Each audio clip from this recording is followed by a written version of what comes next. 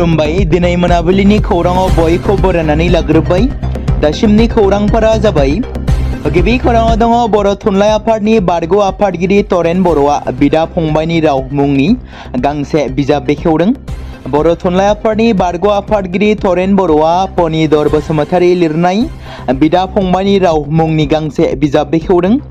रङिया बङाली कुसि गामिनि पनिधर बसुमतारीया बर', इंराजि आरो ककबरक बे मोनथाम रावजों दानस्लायना लिरनाय बिदा फंबायनि राव मुंनि बिजाबखौ दिनै बर' थुनलाइ आफादनि बारग' आफादगिरि एबा बर' साहित्य एकाडेमि बर' एडभाइजारि बर्डनि लिंथुमगिरि तरेन बर'आ बिथांनि न'आवनो खुंफुंनाय मोनसे हाबाफारिनि गेजेरजों बेखेवनानै होयो।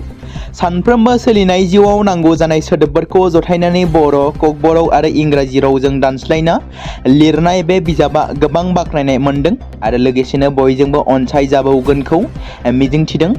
मख'नांगोनदि पुलिस बिफानाव साख्रि मावनानै आजिरा मोननानै पनिधर बसुमतारीया थुनलाइ बिथिङाव आगान होदों। थांनाय बोसोराव दाउ बिलोगो सकिय'टि मुंनि बर' असमिया मोननै रावआव लिरनाय खन्थाइ बिजाबखौ सेबखांना दिहुनदोंमोन। आरोबाव देग्लाय बोसोरावबो पनिधर बसुमतारीया बिदा फंबायनि राव बिजाबखौ सेबखांना दिहुनो। बे बिजाब बेखेवनाय हाबाफारियावनो BKWSनि मावफुं सोद्रोमा प्रणब बर', पिपल जइन्ट एक्शन कमिटिनि बारग' मासिगिरि गंगाधर रामसियारि, रङिया जिल्ला बर' थुनलाइ आफादनि आफादगिरि गजेन बर', भाषा गौरब आरो युब लेखक पुरस्कार मोननो हानाय लिरगिरि सानसुमा बर' आरो गोबां लिरगिरिजों लोगोसे गाहाम हामलायगिरि आरो थुलुंगा होगिरि बिथांमोनाबो बाहागो लादोंमोन। फिन आरोबाव उदालगुरि जिल्लानि अराङाव गोबां बिबांनि गांजा जब्द खालामनो हादों पुलिस बिफाना। खौरां मोननाय बादिब्ला अरां पुलिसा खालामनाय मोनसे अपारेशनाव 174 किल'ग्राम आयेन बेरेखा गांजा बोखांनो हानायाव जाफुंसार जानो हादों।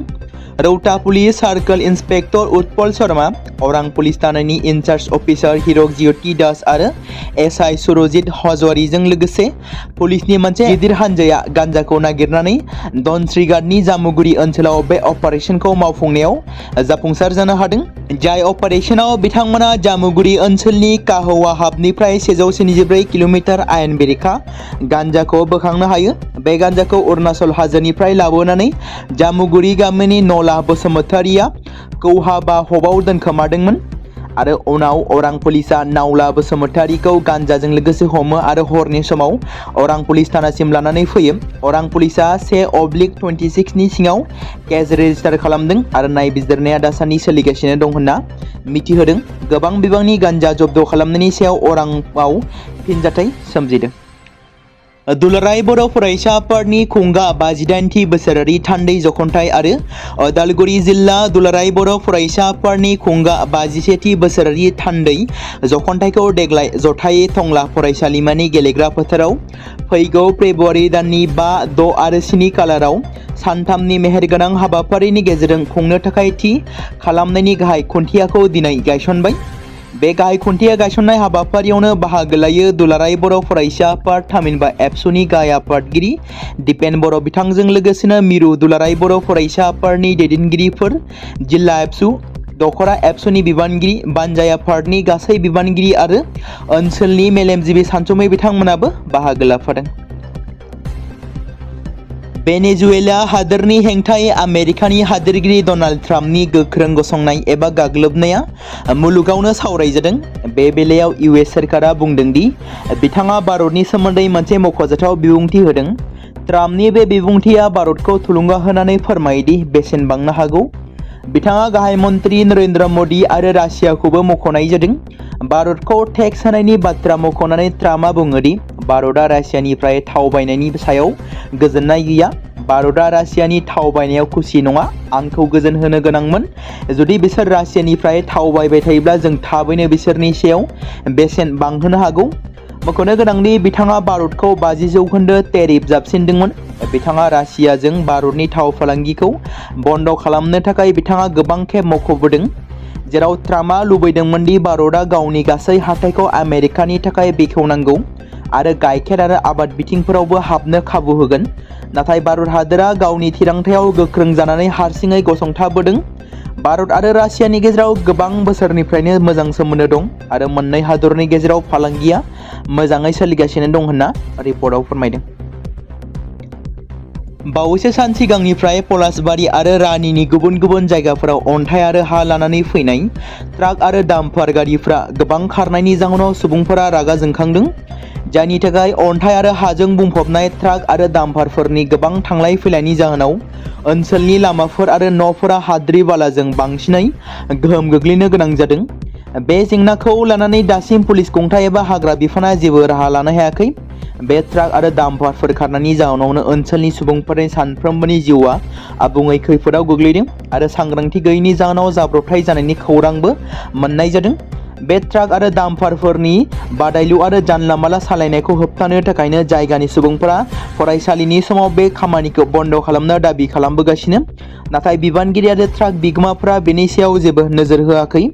दासान्दि खोला कामरुपनि सातपकली पुरकुसिनिफ्राय कल्लापारा गसाइहाट बांग्रासिम लुफुंबाय थानाय गोदान हादोरारि राजा लामायाव जानला मानला ट्राक आरो डाम्पारफोरखौ सालायनायाव सुबुंफोरा गोसो गैयाजासे रागा जोंखांदों।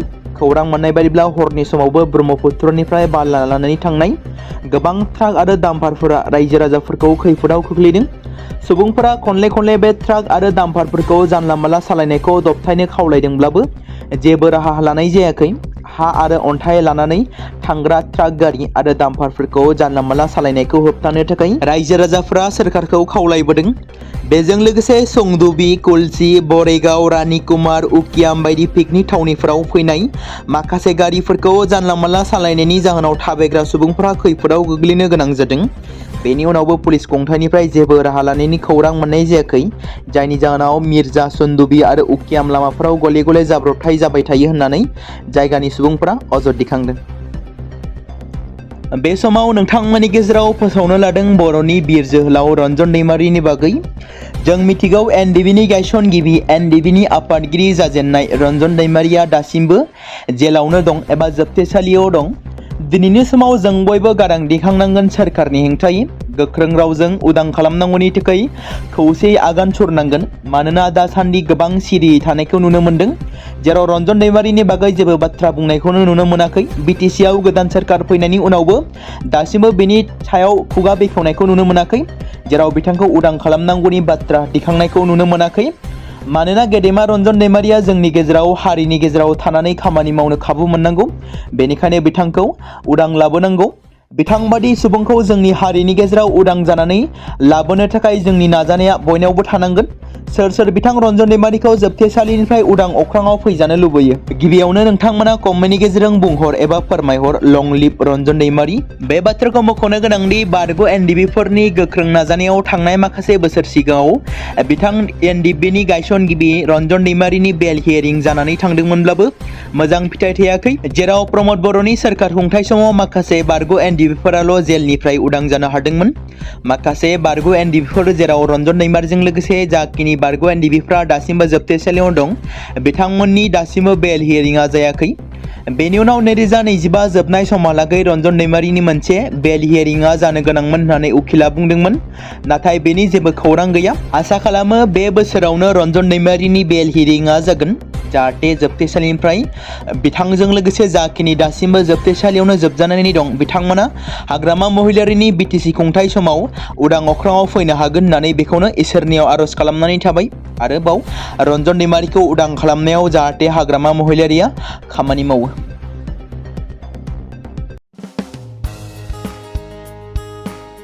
बे समाव मोनसे गोनां फोसावथाय बर' सावथुन नायनानै मोजां मोनग्रा गासै बर' रायजो राजाफोरनि गेजेराव लानानै फैदों मोनसे बर'नि OTT प्लेटफर्म गोनां। जाय प्लेटफर्मनि गेजेरजों नोंथांमोना बर'नि गोदान गोजाम सावथुनफोरखौ नुनो मोनगोन। थांनाय माखासे बोसोर सिगां बर'नि गेजेराव लानानै फैनाय निउबो एप बायदिनो फिन आरोबाव लानानै फैदों बर' रायजो राजाफोरनि थाखाय। बे बाथ्राखौ मख'नाया गोनांदि 2025 मायथाइनि जानुवारि दानाव ओंखारनाय आंगो स्ट्रिम मुंनि मोनसे OTT प्लेटफर्म गोनां निउबो एपनि गेजेरजों नोंथांमोना गोबांथार बर'नि सावथुनफोर जेरै ट्रेजेडि, रमान्टिक, एक्सन आरो कमेडिजों बुंफबनाय सावथुनफोरखौ नुनो मोनगोन। जेरै सनानि नखर, थांखि गैयै समाज, अनसुला आफा, हिर', बिमा बायदि बाजै, अर, थैसाम, वान्टेड, संदान आरो रं नाम्बार बायदि सावथुनफोरा मख'जाथाव। बेफोर सावथुनफोरखौ नायनो थाखाय नोंथांमोना गिबियावनो आंगो स्ट्रिम एपखौ गाव गावनि मबाइलाव थानाय प्ले स्ट'रनिफ्राय डाउनल'ड खालामनानै लोगोसे इनस्टल खालामनानै गावनि मबाइल नाम्बारजों लग इन खालामनानै लाग्रोनांगोन। बेनि उनाव नोंथांमोना गोबांथार नुनो मोनै सावथुनफोरखौ गुगोल पे, फन पे आरो पेटिएमजों रं नाम्बार सावथुनखौ नायनो थाखाय 60 रां आरो संदान सावथुनखौ नायनो थाखाय 80 रां, वान्टेड सावथुनखौ नायनो थाखाय 60 रां, थैसाम सावथुनखौ नायनो थाखाय 60 रां बेबायदिनो गोबांथार नुनो मोनै सावथुनफोरखौ नायनो थाखाय सुबिदा खालामनानै होदों आंगो स्ट्रिम प्लेटफर्मा। फिन नोंथांमोननि गेजेराव फोरमायबावनो लादों बर' सावथुन नायनानै मोजां मोनग्रा गासै बर' रायजो राजाफोरनि गेजेराव लानानै फैदों मोनसे बर'नि OTT प्लेटफर्म गोनां, जाय प्लेटफर्मनि गेजेरजों नोंथांमोना बर'नि नुनो मोनै सावथुनफोर जेराव गोदान गोजाम सावथुनफोरखौ नुनो मोनगोन। बे बाथ्राखौ मख'नाया गोनांदि 2025 मायथाइनि जानुवारि दानाव दिहुनजानाय आंगो स्ट्रिम मुंनि मोनसे OTT प्लेटफर्म गोनां एपनि गेजेरजों नोंथांमोना गोबांथार बर'नि ट्रेजेडि, रमान्टिक, एक्शन आरो कमेडिजों बुंफबनाय सावथुनफोरखौ नुनो मोनगोन। जेरै रं नाम्बार, संदान, वान्टेड, थैसाम, अर, बिमा बायदि बाजै, हिर', अनसुला आफा, थांखि गैयि समाज, सनानि नखर बायदि बायदि सावथुनफ्रा मख'जाथाव। बेफोर सावथुनफोरखौ नायनो थाखाय नोंथांमोना गिबियावनो आंगो स्ट्रिम एपखौ गावनि मबाइलाव थाखानाय प्ले स्ट'रनिफ्राय इनस्टल खालामनानै गावनि मबाइल नाम्बारजों लगइन खालामखांनायनि उनाव नोंथांमोना गोबांथार नुनो मोनै सावथुनफोरखौ गुगोल पे, फन पे आरो पेटिएमजों रं नाम्बार सावथुनखौ नायनो थाखाय 60 रां, संदान सावथुनखौ नायनो थाखाय 80 रां, वान्टेड सावथुनखौ नायनो थाखाय 60 रां, थैसाम सावथुनखौ नायनो थाखाय 60 रां बेफोरबायदिनो अर सावथुनखौ नायनो थाखाय 60 रां पे खालामनांगोन। बेबायदिनो गोबांथार नुनो मोनै बर' सावथुनफोरखौ नायनो थाखाय सुबिदा खालामनानै होदों आंगो स्ट्रिम प्लेटफर्मा।